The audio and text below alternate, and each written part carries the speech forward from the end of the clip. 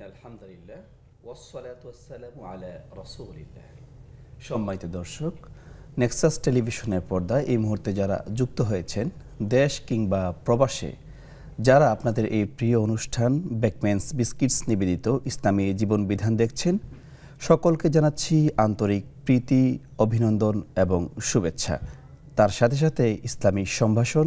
আসসালামু আলাইকুম ওয়া রাহমাতুল্লাহি ওয়া বারাকাতুহু। আশা করছি আল্লাহ তাআলা সকলকে ভালো রেখেছেন।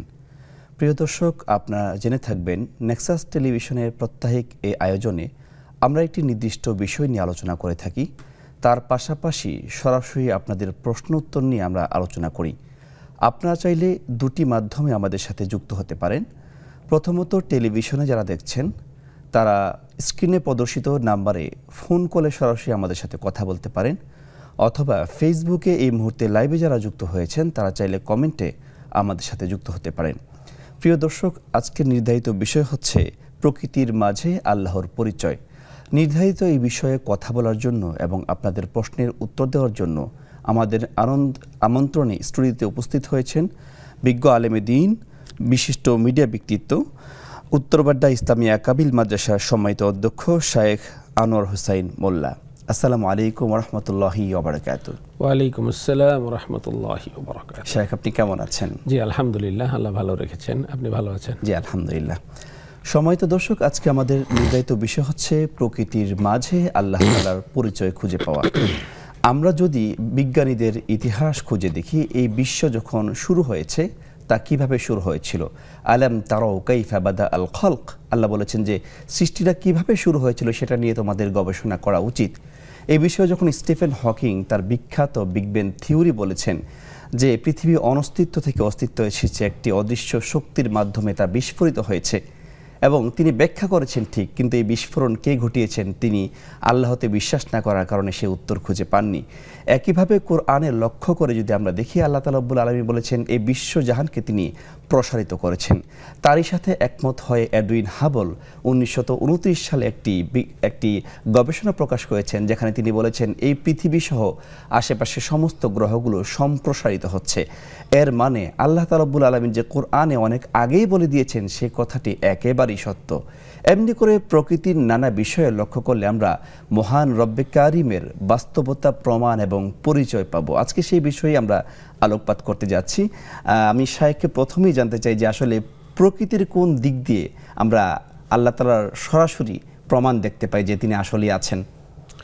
ধন্যবাদ। আলহামদুলিল্লাহ ওয়াসসালাতু ওয়াসসালামু আলা রাসূলিল্লাহ ওয়া আলা আলিহি ওয়া সাহবিহি আজমাইন, আম্মা বাদ। প্রকৃতি বলতে যদি আমরা গোটা সৃষ্টিটাকে ধরি, যে এই আসমান জমিনের গোটা সৃষ্টিটাই আমরা নামকরণ করেছি প্রকৃতি বলে, তাহলে বিষয়টা বুঝতে সুবিধা হবে। যদিও বস্তুবাদীগণ প্রকৃতি একটা ভিন্ন ব্যাখ্যা দিয়ে থাকেন, তারা স্রষ্টায় বিশ্বাস করে না, তারা মনে করে গোটা সৃষ্টিটাই প্রকৃতির দান। আসলে যেটাকে তারা প্রকৃতি বলে বিশ্বাস করছে সেটাই ইসলামের ধারণা হলো প্রকৃতি বলে কিছু নেই, গোটা প্রকৃতিটাই নিয়ন্ত্রণ করছেন একজন সত্তা, সে অদৃশ্য সত্তা যাকে আমরা দেখতে পাই না, যাকে আমরা কোরআন সুন্নাহর ভাষায় নাম দিয়েছি আল্লাহ। আর যারা এই স্রষ্টায় বিশ্বাস করে তারা তাদের নিজস্ব ভাষায়, বিভিন্ন তাদের ধর্মীয় পরিভাষায় বিভিন্ন নামে নামাঙ্কিত করে। যেটাই করুক সব কিছুর মূলে হলেন একজন মহাস্রষ্টা, যার নিজস্ব পরিকল্পনায় এই সৃষ্টিটা আল্লাহ তাআলা তৈরি করেছেন এবং সম্প্রসারিত করেছেন, বিস্তৃত করেছেন। তো এখন স্রষ্টার পরিচয় পাওয়ার জন্যে স্রষ্টাকে নিয়ে গবেষণা করে কোনো সমাধান বের করা যাবে না। এই জন্য ইসলামের মৌলিক থিওরি হলো তোমরা সৃষ্টিকে নিয়ে গবেষণা করো, তুমি পেয়ে যাবে যে তার পিছনে নিশ্চয়ই কোনো না কোনো একজন স্রষ্টা আছেন, এবং অত্যন্ত কৌশলী স্রষ্টা। আল্লাহ তাআলা বিভিন্ন তার সৃষ্টির কিছু দিককে, কিছু সৃষ্টির কৌশলকে ইন্ডিকেট করে বলে দিয়েছেন যে এগুলোকে নিয়ে তোমরা গবেষণা করো না। আল্লাহ বলেছেন ইন্না ফি খালকিস সামাওয়াতি ওয়াল আরদি ওয়া ইখতিলাফিল লাইলি ওয়ান নাহারি লাআয়াতিল লিউলিল আলবাব। যে আসমান এবং জমিনের এই যে সৃষ্টি, এই সৃষ্টির মাঝখানে দিন এবং রাতের এই যে আবর্তন, কিভাবে দিন হয় কিভাবে রাত হয়, এই আবর্তনের মধ্যে দিন রাত্রির মানে প্রভেদের মধ্যে ওয়াখতিলাফিল লাইলি ওয়ান নাহার লাআয়াতিল লিউলিল আলবাব, যারা প্রজ্ঞাবান, যারা ধীশক্তি সম্পন্ন, যারা মানে ওয়াইজ ম্যান, যাদের ভিতরে উইজডম আছে, তাদের জন্য রয়েছে একটা সুস্পষ্ট নিদর্শন রয়ে গেছে। এর ভিতরে তারা অনেক কিছুই দেখতে পায় যদি সেই ধীশক্তি নিয়ে যদি তারা তাকায়। তো বলছে এটা এইভাবে পাবা না, তাহলে কি করতে হবে? আল্লাযীনা ইয়াযকুরুনা আল্লাহ কিয়ামান ওয়া কুউদান ওয়া আলা জুনুবিহিম, যারা আল্লাহকে স্মরণ করে, যে এই মহান স্রষ্টা যিনি সৃষ্টি করেছেন তাকে যারা স্মরণ করে দাঁড়ানো অবস্থায়, বসা অবস্থায়, শোয়া অবস্থায়, অর্থাৎ সর্বাবস্থায় যদি আল্লাহকে স্মরণ করে যে আল্লাহ কিভাবে সৃষ্টিগুলো করেছেন, এর পাশাপাশি যদি ওয়ায়াতাফাক্কারুনা ফি খালকিস সামাওয়াতি ওয়াল আরদ, আর এর পাশাপাশি যদি তারা আসমান এবং জমিনের যে সৃষ্টি রয়েছে সেই সৃষ্টির রহস্য নিয়ে, সেই সৃষ্টির গভীরতা নিয়ে, সেই সৃষ্টির কলা কৌশল নিয়ে যদি তারা গবেষণা করে, ইয়াতাফাক্কারুন, চিন্তা গবেষণা করে, তখনই তাদের কাছে বেরিয়ে আসবে আসল সত্য, যার পিছনে একটা মহান স্রষ্টা রয়েছেন এবং মহান স্রষ্টা এগুলো অনর্থক সৃষ্টি করেন না। রব্বানা মা খালাকতা হাযা বাতিলা। আল্লাহ তাআলা বলছেন যে তোমরা আকাশের দিকে তাকাও। আল্লাযী খালাকা সাবআ সামাওয়াতিন তিবাকা, যে তিনি 7টা আকাশকে স্তরে স্তরে সেট করেছেন। এই মহাশূন্যের মাঝখানে আকাশ, কোনো গম্বুজ নেই, কোনো পিলার নেই, কোনো খুঁটি নেই, কোনো বিম নেই, কিছুই নেই, অথচ একটা বিশাল আকাশ, ওরকম করে তিনি 7টা আকাশ স্তরে স্তরে ঠিক করেছেন। এটা বিজ্ঞানীদের অনুমান যে আকাশের মাঝখানে আল্লাহ তাআলা যে মানে বিশাল সৃষ্টি রেখে দিয়েছেন, আল্লাযী খালাকা সাবআ সামাওয়াত, যিনি 7টা আকাশ সৃষ্টি করেছেন এবং কি করেছেন, এই পৃথিবীর নিকটবর্তী আকাশ যেটা, সেই আকাশটাকে যাইয়ানা বিজিনাতিল কাওয়াকিব, নক্ষত্রপুঞ্জ দিয়ে তিনি সাজিয়েছেন। প্রত্যেকটা নক্ষত্রের রয়েছে নিজস্ব আলো, সেই আলো গতিতে ছুটছে, সেই গতি হলো পার সেকেন্ড, আমি চোখটা পলক ফেলতে ফেলতে চলে যায় যে 1,86,000 মাইল বা 3 লক্ষ কিলোমিটার, চোখটা পলক ফুলতে ফুলতে 3 লক্ষ কিলোমিটার চলে যায়। জি শেখ, অত্যন্ত গুরুত্বপূর্ণ আলোচনা করছিলেন, তবে আমাদের একজন দর্শক যুক্ত হয়েছেন, আমরা প্রশ্নটা নিয়ে আবার আপনার কাছে ফিরছি। আসসালামু আলাইকুম ওয়া রাহমাতুল্লাহি ওয়া বারাকাতুহু। ওয়া আলাইকুম রাহমাতুল্লাহ। হুজুর, আমি পাবনা সুজানগর থেকে আব্দুল জব্বার বলছিলাম। জি জি, ভালো আছেন হুজুর? জি আলহামদুলিল্লাহ, আপনার প্রশ্নটি করুন। আমার প্রশ্ন দুইটি হুজুর। প্রথম প্রশ্ন হচ্ছে সুন্নত এবং আহলে সুন্নত এর ভিতর কি মৌলিক পার্থক্য? আর একটি প্রশ্ন হলো সুন্নত এবং আহলে সুন্নাত। জি, আর একটা প্রশ্ন হচ্ছে হুজুর, যে নবী করিম সাল্লাল্লাহু আলাইহি ওয়াসাল্লাম যা কাজ করছে সেটাকে সুন্নত বলা হয়, আমাদের নবী করিম সাল্লাল্লাহু আলাইহি ওয়াসাল্লাম নিজে মিলাদ করে নাই, নিজে কিয়াম করে নাই, সেজন্য এগুলো কি সুন্নত বলা হয়? কি আসলে কি এগুলো সুন্নতের ভিতর পড়ে কিনা? জি জি, আপনার প্রশ্ন দুটি বুঝতে পেরেছি, অসংখ্য ধন্যবাদ প্রশ্নটি করার জন্য। আমাদের সাথেই থাকুন, ইনশাআল্লাহ আপনার প্রশ্নের জবাব পেয়ে যাবেন। জি শেখ, সৃষ্টি জগতে আমরা বলছিলাম যে এই যে মহান মহাসৃষ্টি, মহাবিশ্ব, আমরা যেটাকে সুবিশাল ছায়াপথ, মিল্কি ওয়ে, বিশাল সৌরমণ্ডল, এই যে এটার কোনো মানে বিশালতা কতটুকু এটা আমরা অনুমানও করতে পারি না। আল্লাহ তাআলা পৃথিবীটাকে মানে গোল করে সৃষ্টি করেছেন, এর চতুর্দিকে আসমান বসিয়েছেন এবং আল্লাহ তাআলা বলে দিয়েছেন যে নক্ষত্রপুঞ্জ দিয়ে পৃথিবীর নিকটবর্তী আকাশ যেটা, অর্থাৎ আমরা যেটাকে প্রথম আকাশ বলি, এটা সাজিয়েছেন। তো পৃথিবীর নিকটবর্তী আকাশের বিভিন্ন নক্ষত্র, যে নক্ষত্রগুলো এই পৃথিবীর চেয়ে বহুগুণ বড় এক একটা, যার প্রত্যেকটা তার নিজস্ব কক্ষপথে বিচরণ করছে। কুল্লুন ফি ফালাকি ইয়াসবাহুন, প্রত্যেকে তার নিজস্ব কক্ষপথে বিচরণ করছে। ওয়াস সামাই যাতিল বুরুজ, আসমানটা তিনি এরকম কক্ষপথ সম্বলিত করে সৃষ্টি করেছেন। তো এই যে বিচরণশীল এবং প্রচণ্ড গতিতে ধাবমান এই নক্ষত্রগুলো প্রথম আকাশে ঘুরছে, এই ঘোরার জন্যে প্রত্যেককে একটা মানে মধ্যাকর্ষণ শক্তি দিয়ে বেঁধে দেওয়া হয়েছে যে তার নিজস্ব যে সীমারেখা, এই সীমারেখার বাইরে সে যেতে পারে না। লা শামসু ইয়ামবাগি লাহা আন তুদরিকাল কমার ওয়ালাল লাইলু সাবিকুন নাহার, চন্দ্র সূর্যকে ডিঙাতে পারে না, সূর্য চন্দ্রকে ধরতে পারে না। কুল্লুন ফি ফালাকি ইয়াসবাহুন, প্রত্যেকে তার নিজস্ব কক্ষপথে বিচরণ করছে। তো এই যে কক্ষপথে বিচরণ করার মধ্য দিয়ে এর আলো বিকিরণ করছে, সে আলো বিকিরণ মানে পার সেকেন্ডে 3 লক্ষ মানে 1,86,000 মাইল, প্রায় 3 লক্ষ কিলোমিটার বেগে আসছে। তো বিজ্ঞানীরা অনুমান করছেন যে মহাশূন্য এই প্রথম আকাশের মধ্যে এখনও এরকম গ্রহ নক্ষত্র রয়েছে যেই নক্ষত্রগুলোর আলো সৃষ্টির শুরু থেকে পৃথিবীর দিকে আসতেছে, এখনও এসে পৌঁছায়নি। তাহলে প্রথম আকাশটার ব্যাপ্তি কত? প্রথম আকাশের ব্যাপ্তিটা কত হতে পারে, যারা আমাদের ক্যালকুলেটরে কিন্তু ধরবে না। অত্যন্ত চমৎকার আলোচনা করছেন। আমরা আরেকটা প্রশ্ন নিয়ে নিচ্ছি। আসসালামু আলাইকুম ওয়া রাহমাতুল্লাহি ওয়া বারাকাতুহু। ওয়ালাইকুম আসসালাম। হ্যাঁ, গাইবান্ধার কি বলছি? জি হুজুর, কথা বোঝা যাচ্ছে না আপা। হ্যালো, জি জি বলুন।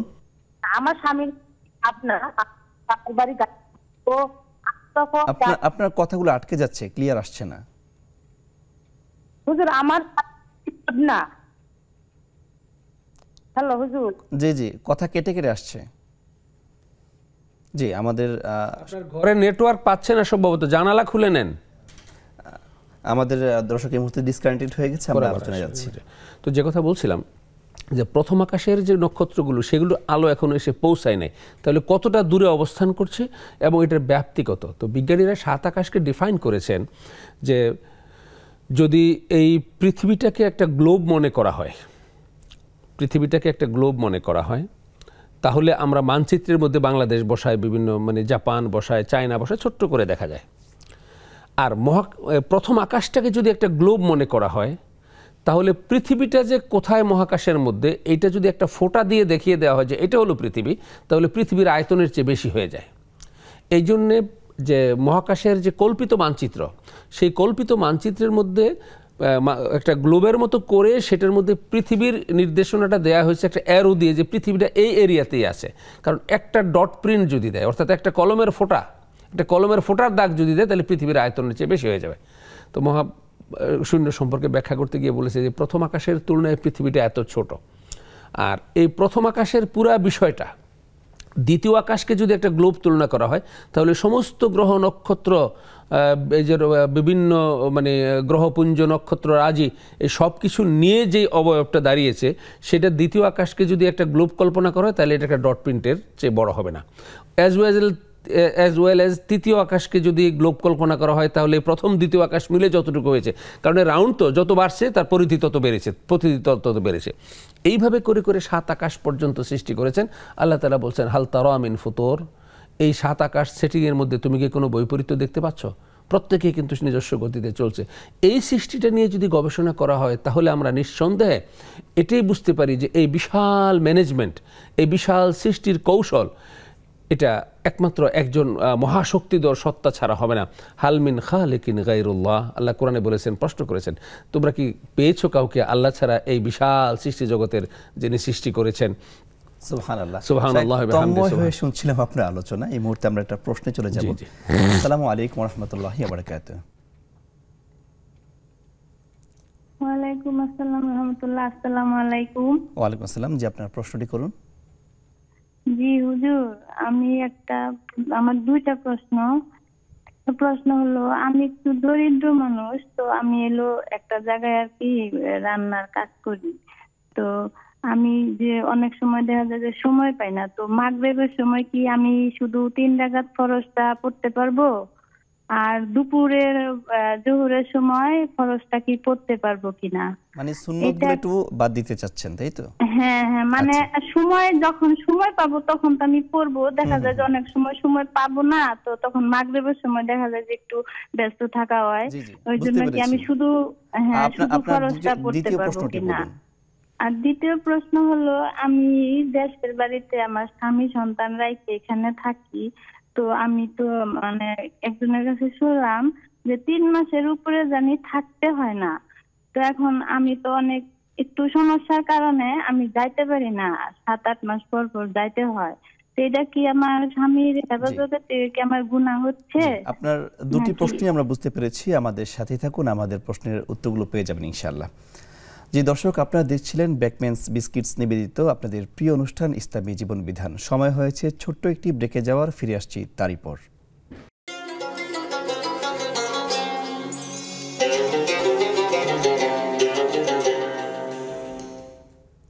আসসালামু আলাইকুম, স্বাগত জানাচ্ছি বিজ্ঞাপন বিরতির পর। আপনারা দেখছেন বেকম্যানস বিস্কিটস নিবেদিত ইসলামী জীবন বিধান। আমরা আলোচনা করছিলাম, সরাসরি সেই আলোচনায় ফিরে যাচ্ছি যে শেখ আপনি যে আলোচনা করছিলেন, আমরা বলছিলাম যে মহা শূন্যের দিকে যদি তাকাই, তো যে বিশালত্ব, এই বিশালত্ব দুনিয়ার কোনো মানুষের পক্ষে অথবা অন্য কারো পক্ষে এটা সৃষ্টি করা সম্ভব নয়। এখানে একটু চিন্তা করলেই আমরা একজন মহাশক্তিশালী স্রষ্টার অস্তিত্ব আমরা এখানে অনুভব করতে পারি, বুঝতে পারি।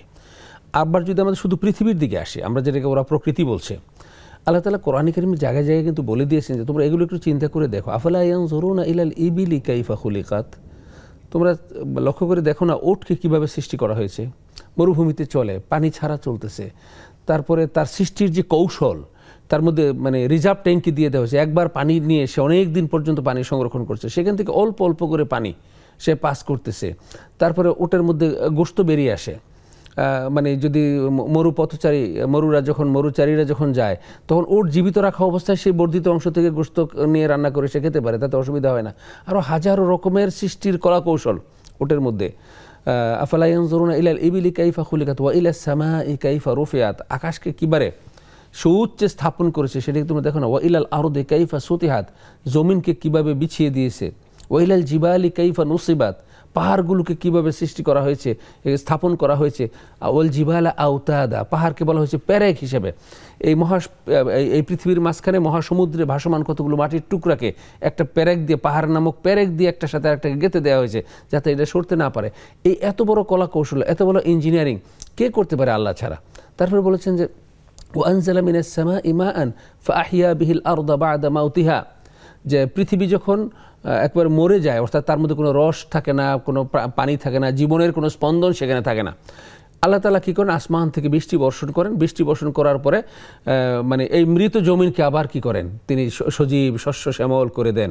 আবার বলছেন আখরাজা মিনহা মাআহা ওয়া মারআহা, তোমাদের জন্য নহর ঝর্ণা দ্বারা প্রবাহিত করেন, তোমাদের জন্য মানে যে সবুজ গুল্মলতা, মিনাস সামারাত রিজকাল লাকুম, এই জিনিসগুলো তোমরা যদি এই সৃষ্টির এই বিভিন্ন বিষয়গুলো নিয়ে যে কোনো একটা নিয়ে গভীরে যাও, এক পর্যায়ে গিয়ে দেখবে যে এর পিছনে এক মহান সত্তার নিখুঁত কারিগরি নির্দেশনা রয়েছে, নিখুঁত কারিগরি মানে হস্তক্ষেপ রয়েছে, কারিগরি মানে তার একটা মানে ভূমিকা সেখানে রয়েছে।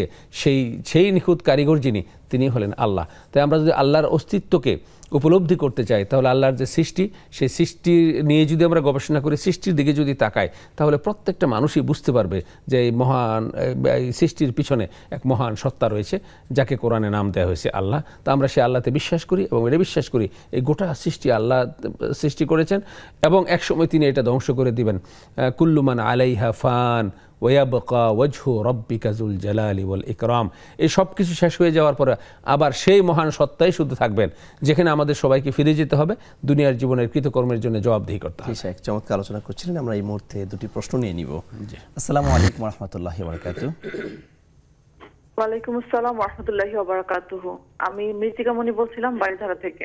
জি স্যার, আমার কোয়েশ্চেন হচ্ছে যে আমরা ম্যাক্সিমাম মানুষরা দেখা যায় যে আমাদের লাইফে আমরা অনেক রোজা করিনি, অনেক নামাজ পড়িনি। তো আমরা যদি আল্লাহর কাছে ইস্তেগফার করি, তওবা ইস্তেগফার করি, করার পরে যদি আমি হজ করে আসি, তো হজ করে আসার পরে কি আমার কাজা নামাজ বলে তো কোনো কথা নেই, কিন্তু আমার কাজা রোজাগুলো কি আমাকে আবার করতে হবে, নাকি হজ করার কারণে আল্লাহ তাআলা আমাকে সেটা মাফ করে দিবেন? জি, আর কোনো প্রশ্ন আছে? না, ঠিক আছে, আমার একটাই কোয়েশ্চেন। জি জি, আমাদের সাথে আরেকজন দর্শক যুক্ত হয়েছেন। আসসালামু আলাইকুম ওয়া রাহমাতুল্লাহ। ওয়ালাইকুম আসসালাম ওয়া রাহমাতুল্লাহি ওয়া বারাকাতুহু। জি, আপনার প্রশ্নটি করুন। আমার প্রশ্ন হচ্ছে এই যে ইউটিউবে এক হুজুর কোরিয়ানা পদ্ধতিতে কোরআন শেখাচ্ছেন, হ্যাঁ, সেই 30টা তাসবিহ সহ উনি শেখাচ্ছেন ক্লাস ভাগ করে করে, সেখানে শেখা যাবে? মানে ওইটা দেখে নিজের ভুল ত্রুটিগুলো সংশোধন করে নেওয়া যাবে কিনা? কোরিয়ানা পদ্ধতিতে কোরআন শেখাচ্ছে, অর্থাৎ অনলাইনে, তাই তো? জি জি জি। আচ্ছা আচ্ছা, ঠিক আছে, আপনার প্রশ্নটি বুঝতে পেরেছি। আর কোনো প্রশ্ন আছে? আলহামদুলিল্লাহ, আমাদের কাছে এসে বেশ কয়েকটি প্রশ্ন জমা হয়েছে, আমরা একে একে প্রশ্নের উত্তরগুলো দিয়ে দিচ্ছি। প্রথম প্রশ্ন ছিল আমাদের কাছে যে সুন্নাত এবং আহলে সুন্নাতের মধ্যে পার্থক্যটা আসলে কি? হয়তো তিনি ওই আহলে সুন্নাত ওয়াল জামাত নামে অনেকে দল ঘোষণা করে আর কি, এই বিষয়টা তিনি জানতে চেয়েছেন। সুন্নাহ শব্দের অর্থ হলো আদর্শ, নীতি, পদ্ধতি। আর প্রচলিত অর্থে আমরা সুন্নাহ বলি রাসূলুল্লাহ সাল্লাল্লাহু আলাইহি ওয়াসাল্লামের নীতি ও আদর্শকে। এটার মধ্যে 3টা জিনিস অন্তর্ভুক্ত।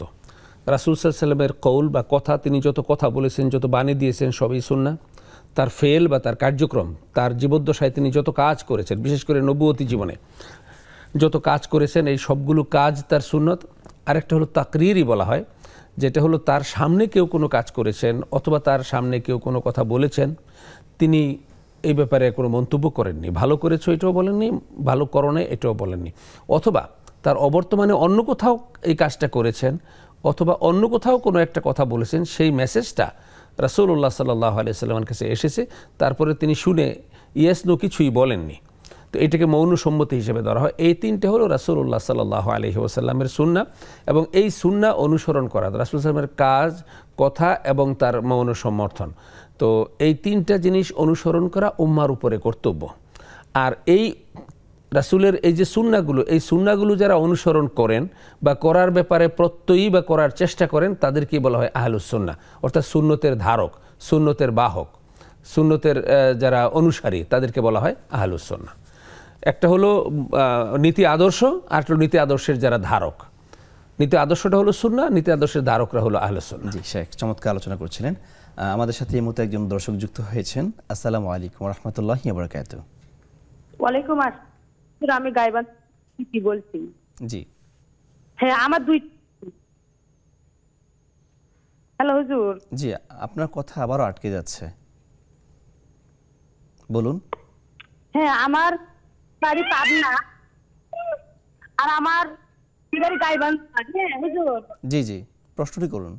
তখন গাড়িতে তখন আমি নামাজ নির্দিষ্ট সময়ে নামাজ পড়ি, তখন 12টা, জোহরের ফরজ আর আসরের ফরজ, এই 2টো নামাজ পড়ে আমি গাড়িতে উঠি আর গাড়িতে মাগরিবের ইশার নামাজ পড়ি। আমার কি নামাজ পড়া ঠিক আছে? তখন আমি তখন আপনি কি কোনো জার্নিতে কোথাও যাওয়ার সময় না? আচ্ছা আচ্ছা, জি, আপনার প্রশ্নটি বুঝতে পেরেছি। ইনশাআল্লাহ আমাদের সাথে থাকুন, উত্তর পেয়ে যাবেন। জি শেখ, আমাদের আরও একটি প্রশ্ন ছিল যে উনি ব্যস্ততার কারণে ফরজ নামাজগুলো শুধু পড়েন, যেমন মাগরিব পড়ছেন অথবা জোহর পড়ছেন, যখন তিনি ফ্রি হয়ে যাচ্ছেন পরবর্তীতে তিনি যেই সুন্নত নামাজগুলো আছে অথবা নফল যেগুলো আদায় করছেন, এখন ওয়াক্ত মতো শুধু ফরজটা আদায় করলে আসলে নামাজের মধ্যে মানে ম্যান্ডেটরি হলো ফরজটাই, আর ফরজটাকে সুরক্ষিত করার জন্য তার আগে পিছিয়ে বিভিন্ন সুন্নত নফল দেওয়া হয়েছে, ওগুলো কিন্তু ম্যান্ডেটরি নয়, ফরজটাই তার ম্যান্ডেটরি। তিনি যেহেতু ফরজটা আদায় করছেন, তার আদায় হয়ে যাচ্ছে। তিনি যদি সুন্নত নফল পড়তে পারেন আলহামদুলিল্লাহ, যদি বেশি যত সুন্নত নফল পড়তে পারবেন সুন্নত নফলের সওয়াব তিনি পাবেন। আর যদি সুন্নত নফল না পড়েন, কোনো কারণে, ব্যস্ততার কারণে হোক, সময়ের স্বল্পতার কারণে হোক, তাহলে হয়তো সুন্নত নফলের সওয়াবটা তিনি হয়তো পেলেন না, কিন্তু নামাজ না পড়ার কারণে, নামাজ অনাদায়ী থাকার কারণে যে গুনাহ হওয়ার কথা ছিল, মারাত্মক কবিরা গুনাহ, নামাজ ছেড়ে দেওয়া, যেহেতু তিনি ফরজটা ছাড়েন নাই, তো সেহেতু তার ওই ফরজ আদায়ের যে দায়বদ্ধতা ছিল, সেই দায়বদ্ধতা তিনি মুক্তি পাবেন। আর নফল সুন্নত যখন সুযোগ হয় তিনি যখন পড়বেন তখনই সওয়াব পাবেন। তো তিনি যেটা করছেন এতে কোনো অসুবিধা হওয়ার কথা নয়। ফরজ নামাজগুলো যদি তিনি সহি শুদ্ধভাবে সুন্দরভাবে পড়েন, আমাদের অনুরোধ থাকবে ফরজগুলো যেন সহি শুদ্ধভাবে হয়, সেই চেষ্টা করবেন তিনি। ওকে, যে শেখ, আমাদের আরও একটা প্রশ্ন ছিল, সেটা হচ্ছে একই বোন ঢাকাতে কাজ করে, কিন্তু তার বাড়ি অনেক দূরে, যেহেতু আর্থিক সংকটের কারণে কাজ করছে, সেক্ষেত্রে উনি প্রতি মাসে অথবা 1-2 মাস অন্তর অন্তর যেতে পারছে না। ওনার দাবি হচ্ছে উনি 7 থেকে 8 মাস পরে বাড়ি যাচ্ছে। এক্ষেত্রে ইসলামের যে নির্দেশনা যে স্বামীর কাছে অথবা স্ত্রীর কাছে স্বামী থাকাটা 4 মাস অন্তর অন্তর থাকা উচিত, এখন উনি তো এটা আর্থিক কারণে করতে পারছেন না, এক্ষেত্রে ওনার উপর কোনো গুনাহ হবে কিনা? যে এই ক্ষেত্রে বাস্তবতাটা বুঝতে হবে আমাদের। এটা শুধু স্ত্রীর ক্ষেত্রে নয়, স্ত্রী এবং স্বামী উভয়ের ক্ষেত্রেই কিন্তু এই দায়িত্বটা। যেখানে স্বামীরা তাদের উপার্জনের তাগিদে, তাদের কর্মসংস্থানের তাগিদে অথবা প্রফেশনাল কোনো কাজে দূরে চলে যান, গিয়ে দীর্ঘ সময় থাকেন, তাদের ক্ষেত্রেও একই কথা। আবার কোনো সময় যদি স্বামী বাড়িতে রেখে স্ত্রী যান, সেটাও একই কথা। উত্তম যেটা, সেটা হলো স্বামী স্ত্রী পাশাপাশি থাকা। লিতাসকুনু ইলাইহা, তোমরা তাদের কাছে যখন যাবে তোমাদের হৃদয় জুড়িয়ে যাবে, প্রশান্তি লাভ করবে। কিন্তু জীবনের বাস্তবতা অনেক সময় মানুষকে দূরে ঠেলে দেয়। ব্যবসা বাণিজ্য করতে যেতে হয়, বিভিন্ন কার্যক্রমে যেতে হয়, সৈনিকদের যুদ্ধে যেতে হয়। তো ওই ক্ষেত্রে বলা হয়েছে যে নিকটতম সময়ের মধ্যে আবার প্রত্যেকে যেন আবার কাছাকাছি হয় এবং তাদের মধ্যে যেন স্বামী স্ত্রীর হক আদায় করা হয়। তো হযরত ওমর রাদিয়াল্লাহু তাআলা আনহু তার সৈনিকদেরকে 40 দিন পর পর ছুটি দিয়ে দিতেন যে এবার 40 দিন হয়ে গেছে, তুমি যাও বাড়ি থেকে কিছুদিন থাইকা তারপরে আবার আসো। যারা অভিযানে যারা ছিল তাদেরকে, সামরিক বাহিনীতে যারা ছিলেন তাদেরকে। ইমাম আবু হানিফা রাহমাতুল্লাহ আলাইহি বলেছেন যে 4 মাসের বেশি সময় যদি কেউ স্ত্রীকে বাদ দিয়ে বাইরে থাকে তাহলে সে গুনাহগার হবে। এটা একটা কমন বাস্তবতা। এখন এই বাস্তবতায় আমরা যারা মানে জীবন সংগ্রামে দূরে চলে যায় তাদের ব্যাপারে, যারা বছর 2 বছর 3 বছর এরকম লম্বা সময় বাইরে থাকতে হয়, তাদের ব্যাপারে শরিয়ার বিধানকে ওলামায়ে কেরামগণ এই ক্ষেত্রে 2টা মত দিয়েছেন।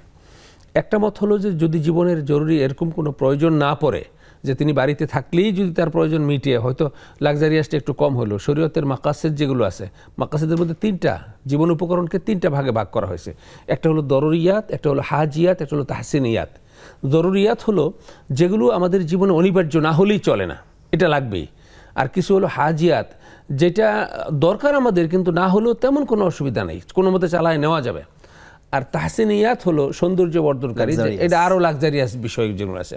তো দরুরিয়াত এবং হাজিয়াত এই 2টা বিষয় পূরণ করা যদি স্বামী স্ত্রী পাশাপাশি থেকে করা সম্ভব হয়, তাহলে স্বামী এবং স্ত্রী দুইজনেই কাছাকাছি থেকে চেষ্টা করবেন করার জন্যে। এখন যদি দেখা গেলো যে না, বাস্তব অবস্থাটা এরকম না, চাকরি করে এক জায়গায়, এখন পোস্টিং দিয়ে ফেলছে, খুলনাতে পোস্টিং দিয়েছে, তার বাড়ি কথার কথা কুমিল্লাতে, এখন ওইখানে খুলনাতে নিয়ে গিয়ে বউ বাচ্চা নিয়ে রাখা তার পক্ষে সম্ভব নয়। এরকম ক্ষেত্র যদি হয়, তাহলে ওই যে নির্দিষ্ট সময়ের মধ্যে এসে স্বামী স্ত্রীর একসাথে থাকবে, পরস্পরের যে হক, সেই হক তারা আদায় করবে। এখন এই ক্ষেত্রেও যদি কোনো সম্ভব মানে না হয়, যে এটা করা সম্ভব হচ্ছে না বাস্তবতার কারণে, তাহলে 2 পক্ষের অনুমতি লাগবে। জীবনের বাস্তবতায় যদি স্বামী তাকে, আমার যে বোন প্রশ্ন দিয়েছিলেন, জীবনের বাস্তবতায় স্বামী যদি তাকে অনুমতি দেয় যে ঠিক আছে থাকা অসুবিধা নেই, তুমি 5 মাস পরে আসো, বছরে একবারই তুমি বাড়িতে আসো, তাহলে সেটা তিনি করতে পারবেন। স্ত্রীও যদি স্বামীকে বলে তুমি বিদেশ যাও, আমাদের সংসারের প্রয়োজনে, ছেলে মেয়েদের প্রয়োজনে বছরে একবারে এসো, 2 বছরে একবারে এসো, তাহলে অনুমতি সাপেক্ষে যদি হয় তাহলে একটা লম্বা সময় হলেও সম্ভব। কিন্তু স্বামী যদি চায় আমার অত টাকার দরকার নেই, তুমি আমার সাথেই থাকতে হবে, সেটা স্বামী যদি চায়, তাহলে স্বামীর মানে অনুমতি ছাড়া স্বামীকে ডিঙ্গিয়ে স্বামীর কথাকে মানে ভায়োলেট করে দীর্ঘ সময় বাইরে গিয়ে থাকাটা উচিত হবে না। অত্যন্ত চমৎকার কথা বলছিলেন। দর্শক, সময় হয়েছে ছোট্ট একটি ব্রেকে যাওয়ার। আপনারা দেখছিলেন বেকমেন্স বিস্কিটস নিবেদিত ইসলামী জীবন বিধান। ফিরছি কিছুক্ষণ পর, আমাদের সাথেই থাকুন।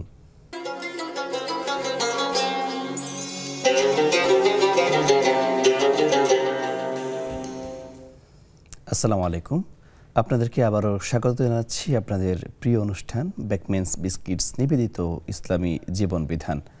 আমরা আলোচনা করছিলাম আপনাদের উত্থাপিত প্রশ্নগুলো নিয়ে। এই পর্যায়ে আমাদের আরও একটি প্রশ্ন জমা হয়েছিল, সেটি হচ্ছে একজন প্রশ্ন করেছিলেন যে মিলাদ কিয়াম সুন্নত কিনা, যদি রসুল না করে থাকেন তাহলে এটা আমাদের উপর কীভাবে একটা আমল হিসাবে বর্তায়? ধন্যবাদ। আসলে মিলাদ কিয়াম বিষয়টা সম্পর্কে আমাদের একটু কনসেপশনে গণ্ডগোল আছে। মিলাদ অর্থ হলো হাফলাতুল মিলাদ, মানে জন্ম উৎসব। রাসূলুল্লাহ সাল্লাল্লাহু আলাইহি ওয়াসাল্লামের জন্মকে কেন্দ্র করে 12ই রবিউল আউয়ালে যে অনুষ্ঠান করা হয়, জশ্নে জুলুস করা হয়, বিভিন্ন হাফলা করা হয়, এগুলোকে বলা হয় হাফলাতুল মিলাদ। সেই অনুষ্ঠানে রাসূল সাল্লাল্লাহু আলাইহি ওয়াসাল্লামের জন্ম কাহিনী বর্ণনা করা হয় এবং জন্মের কারণে আনন্দ উৎসব করা হয়। এটা তো রাসূল সাল্লাল্লাহু আলাইহি ওয়াসাল্লামের জন্ম উপলক্ষে কোনো অনুষ্ঠান করা রাসূল সাল্লাল্লাহু আলাইহি ওয়াসাল্লামও করেন নাই, সাহাবায়ে কেরামও করেন নাই। সুতরাং এটা সুন্নাহ নয়, এটা সুন্নাহ পরিপন্থী একটা আমল। তো সুন্নাহ পরিপন্থী আমল যেগুলো, সেগুলোকে উলামায়ে কেরামগণ বেদাত বলেছেন। রাসূল সাল্লাল্লাহু আলাইহি ওয়াসাল্লামও হাদিসে বলেছেন যে মান আহদাসা ফি আমরিনা ফাহুয়া রাদ, যে ইয়াকুম ওয়া মুহদাসাতিল উমুর ফাইন্না কুল্লা মুহদাসাতিন বিদআহ ওয়া কুল্লু বিদআতিন দালালা। তো সুতরাং সেই হিসেবে এটা নিষিদ্ধ। কিন্তু আমাদের দেশে হয়েছে কি, ছেলে পরীক্ষা দিতে যাবে, একটা মিলাদ পড়াচ্ছি, বাবা মারা গেছে 4 দিনে একটা মিলাদ পড়াচ্ছি, মানে আমরা অনুষ্ঠানগুলোর নাম দিচ্ছি মিলাদ। তা আমরা যে অনুষ্ঠানগুলোর নাম দিচ্ছি মিলাদ, এগুলো কিন্তু একটা মিলাদ অনুষ্ঠান নয়, এগুলো মূলত দোয়া অনুষ্ঠান, কিন্তু আমরা ভুল নামকরণ করছি। তো এগুলো মোটেই মিলাদ অনুষ্ঠান নয়। তো মিলাদ অনুষ্ঠান নাম দেওয়ার কারণে রাসূল সাল্লাল্লাহু আলাইহি ওয়াসাল্লামের জন্মবৃত্তান্ত বর্ণনা করে ইয়া নবী সালাম আলাইকা বলা হয়, এবং ইয়া নবী সালাম আলাইকা বলার সময় দাঁড়ায়। এটাকে যদি কেউ, এটা মোটেই সুন্নাহ নয়, এই আমলটা কখনোই এরকম দোয়া অনুষ্ঠান রাসূল সাল্লাল্লাহু আলাইহি ওয়াসাল্লাম বা সাহাবায়ে কেরামগণ এরকম করে দোয়া অনুষ্ঠান করেননি। তো এরকম ফরমাল দোয়া অনুষ্ঠান যদি কেউ মানে এটা সুন্নাহ মনে করে তাহলে সেটা অবশ্যই সুন্নাহ পরিপন্থী হবে, সেটা বেদাতের পর্যায়ে পড়ে যাবে। এরকম করা উচিত নয়। দোয়া অনুষ্ঠান হবে, সেখানে ডাকবে, কোরআন থেকে তেলাওয়াত হবে, রাসূল সাল্লাল্লাহু আলাইহি ওয়াসাল্লামের দরুদ পেশ করা হবে। মিলাদ অনুষ্ঠান আর দরুদ অনুষ্ঠান দুইটা কিন্তু মানে একাকার করে ফেলেছি। দরুদ পড়া কিন্তু রাসূল সাল্লাল্লাহু আলাইহি ওয়াসাল্লামের উপর আমাদের উপর কর্তব্য। রাসূল সাল্লাল্লাহু আলাইহি ওয়াসাল্লাম নির্দেশ, আল্লাহ নির্দেশন ইয়া আইয়ুহাল্লাযিনা আমানু সাল্লু আলাইহি ওয়া সাল্লিমু তাসলিমা। দরুদ পড়া আমাদের উপর কর্তব্য, কিন্তু দরুদ পড়াটাকে আমরা মিলাদ অনুষ্ঠান বানিয়ে দিয়েছি। এটা আমাদের এই উপমহাদেশে একটা মানে একটা রং ইন্টারপ্রিটেশন, জি, একটা ভুল ব্যাখ্যা দিয়ে আমরা এটা করেছি। তো এই জাতীয় কাজগুলো বিশেষ তরিকায় বিশেষ কায়দায় করা মিলাদের নামে, এটা শরিয়া দ্বারা বা সুন্নাহ দ্বারা সমর্থিত। জি শেখ, চমৎকার বলছিলেন। এই পর্যায়ে আমাদের সাথে দুজন দর্শক যুক্ত হয়েছে, আমরা তাদের কথাগুলো শুনবো ইনশাআল্লাহ। আসসালামু আলাইকুম ওয়া রাহমাতুল্লাহি ওয়া বারাকাতুহু। ওয়ালাইকুম আসসালাম ওয়া রাহমাতুল্লাহি ওয়া বারাকাতুহু। আসসালামু আলাইকুম ওয়া রাহমাতুল্লাহি। ওয়া আলাইকুম আসসালাম। জি, আমি খুশিদা বেগম বলছিলাম। ভাই, আমার দুইটা প্রশ্ন। জি বলুন। একটা প্রশ্ন হচ্ছে যে আমার শরীর বেশি খারাপ, আমি দাঁড়াইতে পারতেছি, এটা ফরজ নামাজ কি দাঁড়াতে পড়া যাবে? আপনি কি বসে পড়তে চাচ্ছেন? হ্যাঁ, একটু বসে পড়া যাচ্ছে ফরজ গুলো। আচ্ছা, আর একটা হচ্ছে যে মুসলিম দোয়ার বই আছে না, আরো নানা রকমের দোয়ার বই, এগুলো কি উযু ছাড়া ধরা যাবে? আচ্ছা, ঠিক আছে, চমৎকার দুটি প্রশ্ন করেছেন। আমাদের সাথে আরো একজন দর্শক যুক্ত হয়েছেন। আসসালামু আলাইকুম। ওয়ালাইকুম আসসালাম, আমি সুমি বলছি, ঢাকা উত্তরা থেকে। জি, আমার তিনটা প্রশ্ন ছিল। আমার প্রথম প্রশ্ন হচ্ছে যে আমার ছোট বাচ্চা আছে, তো তার জন্য আর কি নামাজটা টাইম মতো পড়তে পারি না। দুটা জোহরের নামাজটা দেখা যাচ্ছে 2টা 2:30 বেজে যাচ্ছে, বা কোনো সময় 3টাও বেজে যায়। আর 2 নম্বর প্রশ্ন হলো যে তো রোজা রাখি, রোজা রাখি, তো রোজা রাখা আজকে ফজরের সময় আপনার দূরে একটু আজান চলে আসছে আর কি, আপনার সেহরি খাওয়ার সময়, তো আমার রোজাটা কি হবে? আজকে রোজা আসছে। আর 3 নম্বর প্রশ্ন হলো, আমি আমার মার একমাত্র মেয়ে, আর আমার হাজবেন্ড পছন্দ করে না আমি আমার মার সাথে কথা বলি, তো এক্ষেত্রে আমার কি করণীয়? আমার মার আমি একমাত্র মেয়ে, কিন্তু আমি যদি আমার মার সাথে কথা না বলি তো আমার মা কিভাবে থাকবে? এখন আমি কি করতে পারি? জি, আপনার প্রশ্নটি বুঝতে পেরেছি, আমাদের সাথেই থাকুন, আপনার জবাবটি পেয়ে যাবেন ইনশাআল্লাহ।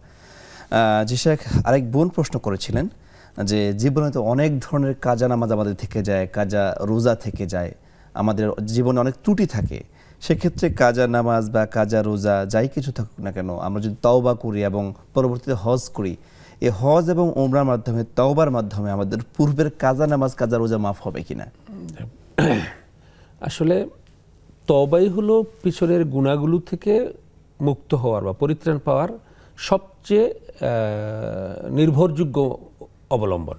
আত্তাইবু আনিজ যামবি কামান লা যামবা লাহ, যে কোনো ব্যক্তি যদি গুনাহ থেকে তওবা করে সে এমন পর্যায়ে চলে যায় যেন তার আর কোনো গুনাহই ছিল না।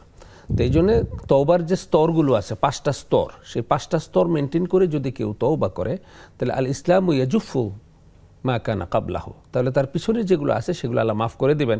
যদি তার তওবা খাঁটি তওবা রাসূল আল্লাহর কাছে গ্রহণযোগ্য তওবা হয়, তো গ্রহণযোগ্য তওবা করার পরে ধরে নিতে হবে পিছনেরগুলো কি হয়ে গেছে, আল্লাহ মাফ করে দিয়েছেন। কামান লা যামবালা, পিছনের আর কোনো গুনাহ তার নেই। অনুরূপভাবে হজও কিন্তু একটা মাধ্যম। হজের মধ্যে গেলেও কিন্তু আল্লাহ পিছনের সমস্ত গুনাহ মাফ করে দেন। রাসূল সাল্লাল্লাহু আলাইহি হাদিসে বলেছেন যে হাজ্জুল মাবরুর যার দ্বারা হয়েছে, মানে মান হাজ্জা ফালাম ইয়ারফুস রাজাআকা ইয়াউমিন ওয়ালাদাতহু উম্মুহু, সে এতটা নিষ্পাপ হয়ে ফিরে আসে, তার মা তাকে যেদিন প্রসব করেছিলেন সেদিন যেমনটি নিষ্পাপ তিনি ছিলেন। সুতরাং আমরা আশা করতে পারি যে তওবা যদি খাঁটি হয়, তওবার মাধ্যমে পিছনের গুনাহ মাফ হয়ে যাবে।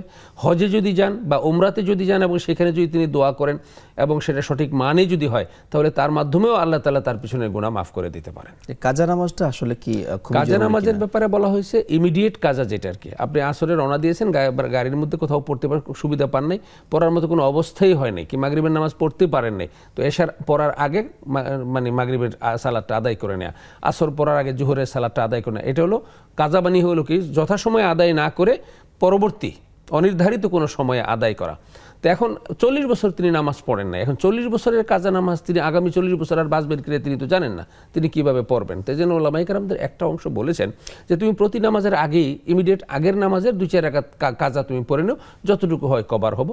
কিন্তু মানে জমহুর ওলামায়ে কেরাম এটাকে উৎসাহিত করেননি, বরং বলেছেন খাঁটিভাবে যদি তওবা করতে পারো তাহলে এই তওবাটাই পিছনের গুনাহ মাফ করে দেবে, তুমি তখন নফল নামাজ বেশি পড়বা। আর যারা কাজার ব্যাপারে বলছেন উমরি কাজা, তারাও বলছেন উমরি কাজাটা এটা নফল হিসেবেই গণ্য হবে। তো সুতরাং দুটোর মধ্যে তেমন কোনো বৈপরীত্য নেই। চমৎকার বলছিলেন প্রিয় দর্শক। ছোট্ট একটি ব্রেকের সময় হয়েছে, আপনারা উপভোগ করছেন বেকমেন্স বিস্কিটস নিবেদিত ইসলামী জীবন বিধান। ছোট্ট ব্রেকে পরে ফিরে আসছি, আমাদের সাথেই থাকুন।